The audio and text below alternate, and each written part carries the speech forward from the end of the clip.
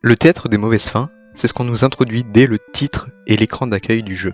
Au moment où on décide de jouer, on sait ce qui nous attend. Nous n'aurons pas de bonne fin ici.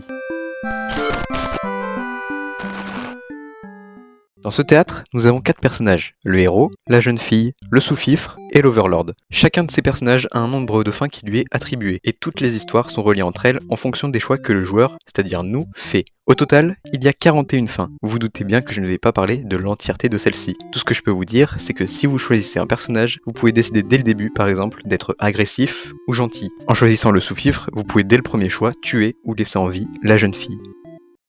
Bref, ce qui nous intéresse, c'est la vraie fin. Mais c'est quoi la vraie fin, vous allez me dire? C'est celle qui réunit les 4 personnages. Cette fin est la même, peu importe celui que l'on choisit, et on ne peut rien y faire. Mais bon, je dois bien vous la raconter, cette fameuse fin.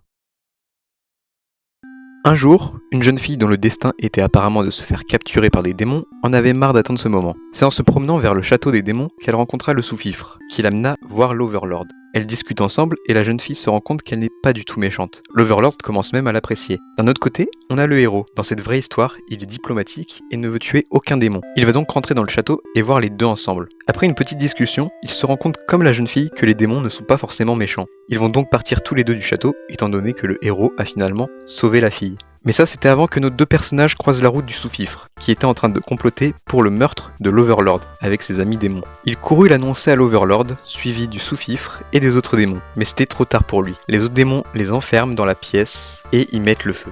C'est ainsi que le héros, la jeune fille, le sous-fifre et l'Overlord finissent par périr des flammes. Oui, c'est ça leur vraie fin. Et on n'aura aucun moyen d'avoir une bonne fin. À moins que le joueur le veuille.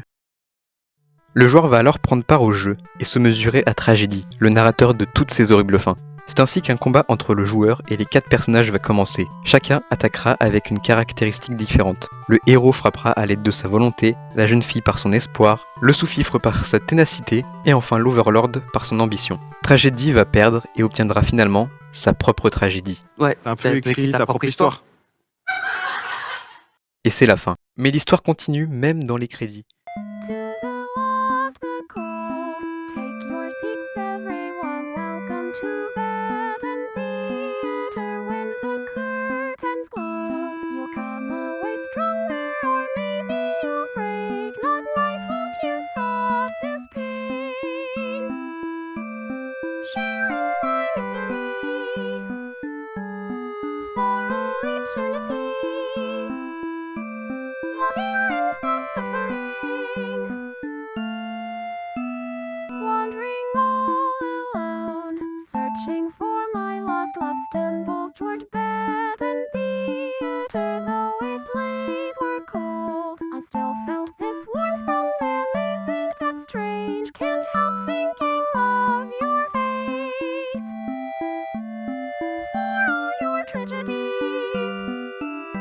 All right, happy endings. Undo all our suffering.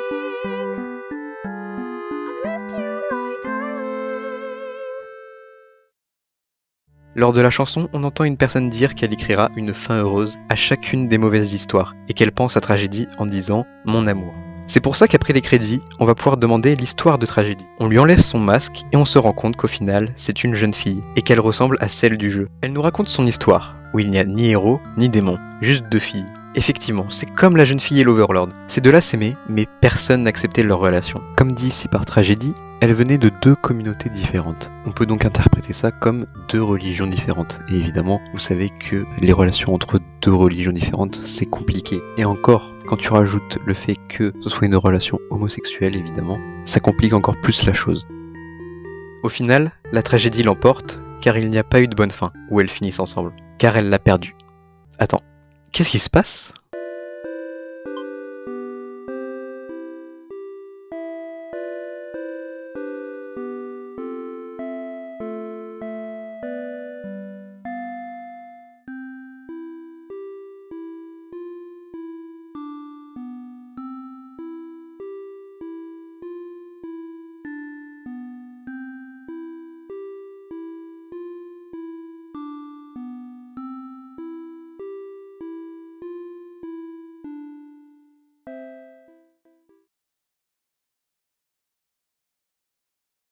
J'espère que l'histoire de Baden Theater vous a intéressé et que je l'ai assez bien raconté. N'hésitez pas à me le faire savoir en likant, en vous abonnant et en me donnant votre avis dans les commentaires. C'était Isolu, à plus!